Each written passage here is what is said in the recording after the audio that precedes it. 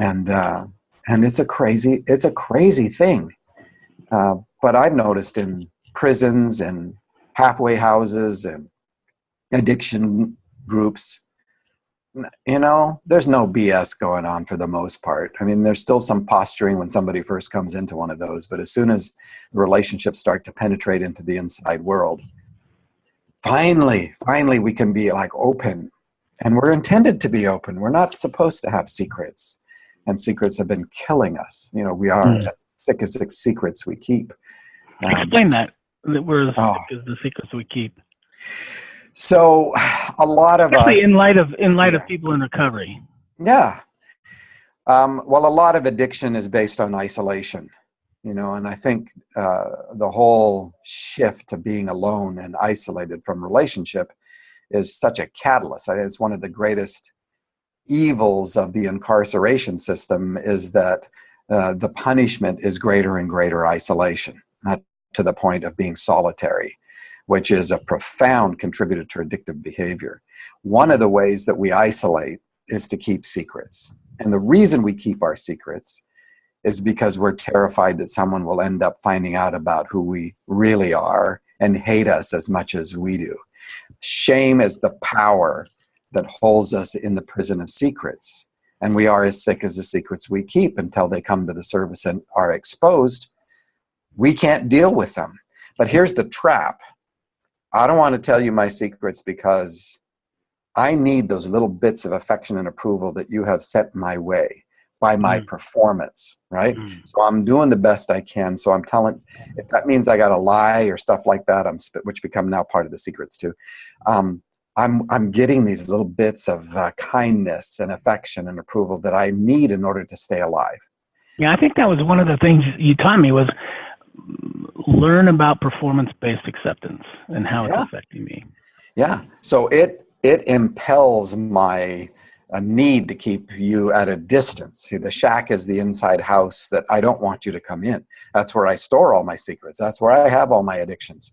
So I want you to believe in the facade that I paint outside the shack, But here's the other sad thing about that. When you come into my life and you begin to offer me kindness, grace, forgiveness, goodness, you begin to believe in me, I don't believe you. I can't trust it because you don't know my secrets. So I'm trapped. I can't tell you my secrets because I'm afraid that you will withdraw and leave. But when you give me what I need, I can't trust it or believe it because you don't know the secrets. So completely imprisoned by secrets. And a lot of the recovery group people, my people in that sense, because I've been down that road, not through 12-step or anything. Thankfully, I was not addicted, but physically allergic to alcohol, which probably saved me a lot of years too. But part of that community is to expose the secrets, not to shame anybody, but to give a possibility that shame can be eradicated. Because I don't think shame is supposed to be part of any human being's life. Guilt is we've done something wrong, and all of us are there, and that's legit. We got to own that. But shame is I am something wrong. And I don't think there's any legitimacy to that at all. That we've been told that, we've started to believe it, but I don't think it's true. I think it's one of the greatest fundamental lies in existence.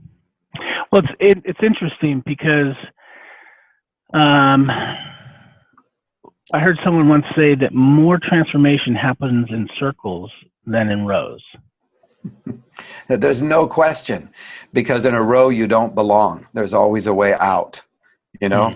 I wear this, I don't have it on, I take it off at night, but I wear this band on my wrist, and it's made by friends of mine. It's just a white cloth type band, and it represents the fact that I'm inside that circle. It's around my wrist, and it has a red thread through it, and that red thread stands for suffering. And it actually stands for the Trinity as well, the circle of relationship, and the red thread is the suffering of Jesus. And it just tells me that, this something doesn't end. A row is, I'm looking at the back of somebody's head, not face to face. And the beauty of face to face is we're eyeball to eyeball, and that's when everything changes. Soul to soul. Yeah, I can't hide as easily when you're looking at me. And shame will drive even my head down if I'm sitting in Right. front of you. And the work of God is to say, no, lift your head up. Come on, I want to see Mhm. you. I want to see your eyes. I want to see into your soul. I want you to see in my eyes that I love you relentlessly. I am for you. And we're going to destroy everything that is keeping you from being fully free and fully alive.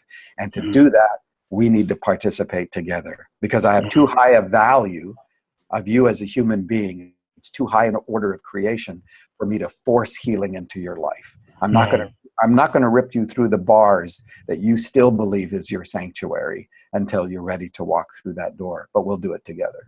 Mm. Wow. Great metaphor. I think it was Brennan Manning that said, we cannot be healed from that which we hide. Exactly. And one of the works of the Holy Spirit, it says to convict the world of sin and righteousness and judgment and all that. The word convict in the Greek is to expose. The work of God is to expose us, because from the very beginning in the garden, God comes and says to Adam, because he's saying, I heard you, I was afraid, so I ran and hid because I was naked and ashamed. And God says, well, who told you you were naked? And the answer is rhetorical. God is saying, I told you. This is not a bad thing to be open and live life exposed and say, this is what it is. You know, today, this is where I am. We're designed that way. All the religious stuff, all the other ways of posing and everything else, that's just covering up. And it's covering up shame. It's covering up that we have a low view of ourselves. It's saying, what do you need me to be? Let me try to be that so that I can win something, right? Because I'm such a piece of crap. I'm worthless. I'm nothing. And so we're covering that up. And a lot of times, sadly, our theology supports that. And I don't think the truth of the love of God and the person of Jesus ever supports that kind of shame-based hiding and covering up. This is all about relationship. How can you have a relationship if you're not even the real person who is you? And so part of the whole healing journey is to become an authentic human being with all our idiosyncrasies and senses of humor. Yeah. And all of that, But it's scary. It's scary. Oh, scary as hell, right? Yeah. It is so scary because the risk of trust seems way more dangerous than the hiding, the control of hiding, and which is not true at all.